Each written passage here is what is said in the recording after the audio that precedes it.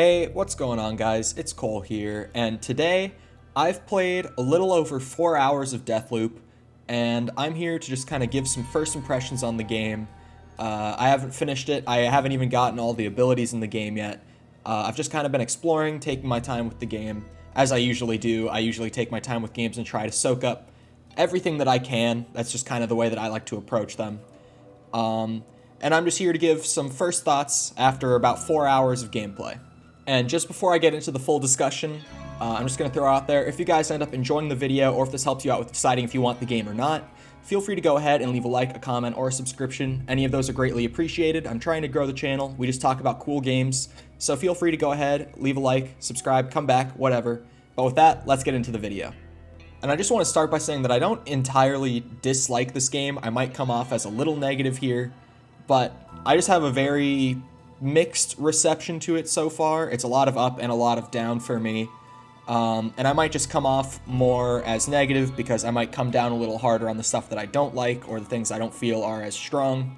But that's just kind of my nature when I'm having my first reactions. I tend to be a little more negative than positive. I'm going to try to keep it as mixed as I can and try to throw in as much good as I can, but I might just come off as a little more negative. Just know that that's not entirely my opinion. I think the game is good, but nothing really more than just good. To start with, there's the really cool concept that the game is founded on, and if you don't know by now, the core concept of the game is that you're stuck in a time loop along with everyone else in the world, and every time that you die or the day ends, the day resets and you start back at the beginning. And it's a really cool concept to do for a game like this. You know, you get the kind of like, go in, learn what you can during the day, get the gear that you can during the day, and then start back at the beginning with all that new knowledge and gear that you saved. There is a mechanic for saving gear. It's not very common. You'll save a few pieces of gear, maybe 3 or 4, between like guns and abilities and upgrades and everything each time you loop. It is quite expensive to get gear saved across playthroughs, so you're not going to be getting so much of that. It's just a little bit each time. I think that they actually balanced it really well. It would have ended up being really lame to just kind of like keep everything through each loop, or if they made it too easy just to keep most of the stuff that you would actually want. I think that they have struck a good balance there as far as how much you get to keep each time that you loop. But my overall feeling on the loop mechanic is that it's kind of boring. The way that they break down the actual way that you approach it gameplay-wise is there's 4 time periods of each day, and there's 4 areas of the game, and for each time period of the day, you get to select an area that you want to visit, and you go there, you do some stuff there, and then when you leave, it'll progress to the next time of day. You can skip time, you can wait. If you don't want to like play the afternoon, you can skip from like noon to evening, that sort of thing. But overall, just having such a limited scope and a very like binary way to approach it ends up just kind of being a little less interesting than I had hoped it was going to be. I find myself already, 4 hours in, starting to get bored of revisiting the same place to like follow the same leads each time. I'm sure that that's only going to get worse as I get closer to actually breaking the loop, but I'm starting to feel that already. The sort of tedium of going there and following the same leads every time that you loop is already starting to hit me personally. On some other positive notes though, the weapons are really cool. The abilities that I have managed to get for myself so far have been really fun. My favorite obviously being the shift, the teleport. Pretty much it's just the blink, I think it was called, from Dishonored. It's literally the same thing. They carried it over, which is not a bad thing, because the blink from Dishonored is awesome and the shift in this game is awesome. I just love movement-based stuff. I love the abilities that kind of let me play with the environment in a new way. So personally, I've loved the shift.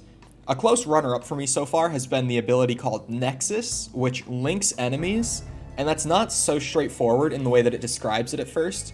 But what you do is you throw this little like bomb at enemies that they can't detect, and what happens is they become linked in the sense of anything that happens to one happens to everyone that they're linked with. So I've been able to like find a group of 3 enemies that are talking to each other, throw this projectile at them, which doesn't alert them, by the way, which is a little jarring and a little, it takes you out of the game a bit. But you throw it at them, all three of them become linked, and then I like shift in and do a machete execution on one, and all three of them drop dead. Stuff like that, it's a really cool ability to be able to play with, especially for the stealth side of the game. I've been really enjoying that one as well.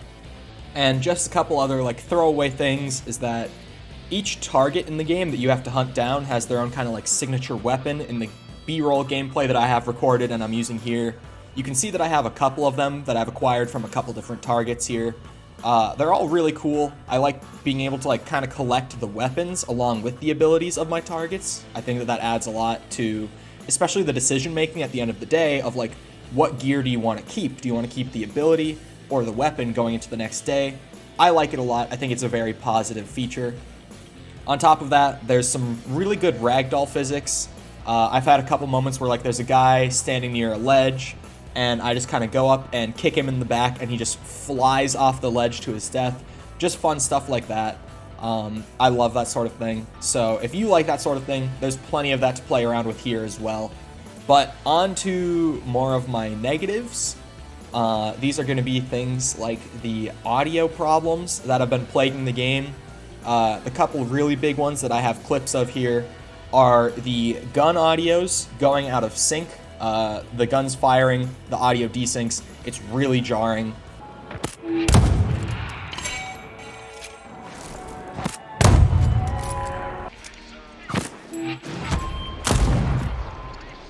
And as well as that for audio, we also have the music in the game completely cutting out at certain points for who knows what reason.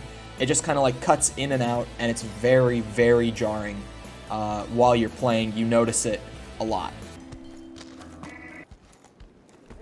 This is depressing. I agree. Only one type of music. That's not how I want to spend it.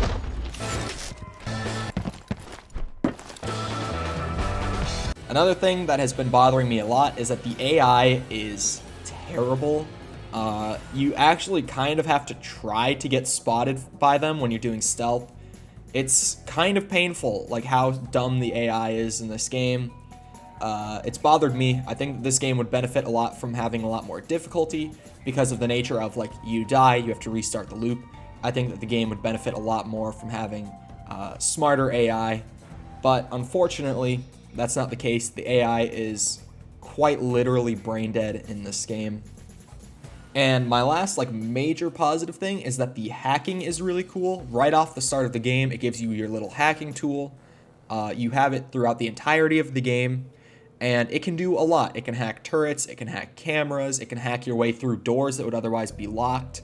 It's a really, really cool tool to be able to use to get through the environment. I kind of wish that there was something you had to do in order to acquire it. Like, I kind of wish that it didn't just give it to you off the start and you always had it. But maybe that's just wishful thinking from me. I kind of like starting from the bottom and building my way up from there in a game like this. So I would prefer to have to like earn that piece of equipment, just because I feel like you would appreciate that equipment a lot more if you had to go through the game without that environmental interaction and then you were finally able to do that sort of thing. I think that that would add a lot. Another weird technical issue that I've had is offline lag.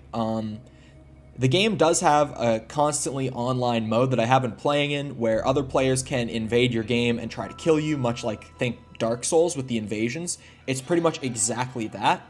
And I do have that turned on, and I will admit, I've been killed a couple times by other players invading my game because the equipment that they seem to get and the amount of health that they get, kind of ridiculous sometimes, if I'm being honest. I don't think it's very balanced. It's very invader-sided, but I think that that's kind of the point, is that it's supposed to be something that completely disrupts the flow. So I get it, but I have been killed a couple times by it, and I think it's a really cool mechanic, but there have been times where I haven't even had an invader in my game, but I've seen some of the AI, just the random enemies throughout the world, rubber banding around, and that's really weird to me, that your game is running off of like a server host at all times, it seems, if you even have the online mode enabled. There doesn't even have to be a player invading your zone. It is just always running off of a server host, it seems. And my internet really isn't bad, so I've barely had those incidents, but if you have a little bit of a slower internet connection, this might be a major problem, and you might just not want to play the game in online mode at all. On top of that, I am playing the PC port, not the PS5 port. I know that the game was made for PS5. It was originally going to be a PS5 exclusive. I'm aware of this, but I have to say that the PC port doesn't run that well, and I get that the game looks pretty good, but it doesn't look as good as a lot of other games that have run very smoothly on my build. For example, I always bring this up when I talk about performance on PC, and it's because it's kind of the best example. Metro Exodus is probably the best looking game graphically I've ever played, and I can run that on max settings with ray tracing on my PC and stay at a locked 60. This game, I get frame rate dips from 60 on the high settings. Not even like very high or ultra, just high. I've considered putting it down to medium, even though the frame dips are very occasional for me. It's just it bothers me. You know, it's a PC player thing. I think that we notice performance issues a lot more than console players do. And I think that's just because, like, you know, you kind of blame yourself when you have performance issues, because it's like, oh, I didn't put together a good enough build for my PC. I think that's why maybe we notice it more. But yeah, I've just noticed a lot of performance issues with this game. It doesn't run very well. I've seen that people are saying it uses Denuvo on PC, which is not great. Denuvo, if you don't know, is kind of known to cause a lot of performance issues on PC games. So I kind of question why it's even used at this point, but it is what it is. The performance just isn't great on PC. I'm running a build that has run a lot of very, very stunning AAA games without any problems, and this game is kind of bringing it to its knees on max settings, which is a little bit weird. Another throwaway thing that you won't see in my gameplay here, but I don't know if this also happens on console. It definitely happens on PC. At first, I thought that the game had a major texture streaming issue. This is actually not the case.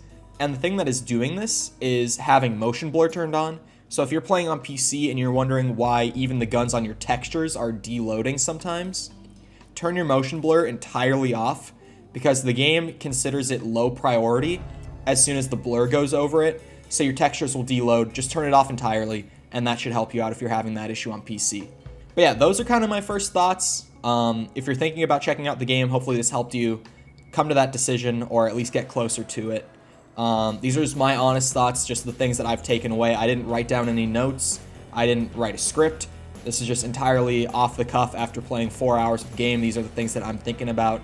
So hopefully that was able to inform your decision a little bit more. Aside from that, if you guys enjoyed the video, feel free to go ahead and leave a like, a comment, or a subscription. Any of those would be greatly appreciated. I hope you guys enjoyed, and I hope you all have a great rest of your day. Goodbye.